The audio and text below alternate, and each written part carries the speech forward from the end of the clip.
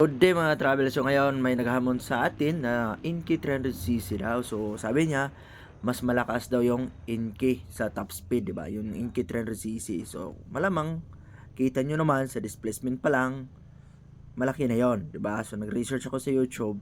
Yun, nakita ko na nasa 160 plus yung top speed ng Inky.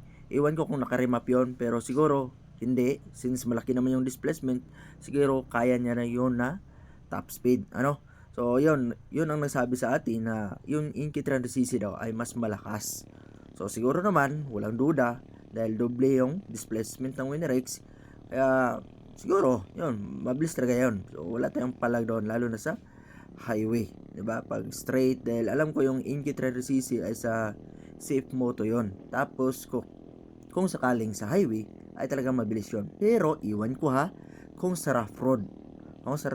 Kung ano ang nagiging performance ng Inky 300cc. Dahil since yun ay naked bike at big bike, siguro medyo mahirapan siya. Maliban na ng guro kung adventure bike yun at yung kanyang gulong ay pang rough road, ayun, siguro may pala. Pero kung naging mailer, ay wala. So yun lang mga travel. Alam natin na hindi lahat ng tao ay magiging masaya talaga. May mga bashers talaga o yung mga taong iwan ko ba kung ano nangyayari. Kaya ang masasabi ko lang ay tuloy-tuloy lang tayo sa buhay.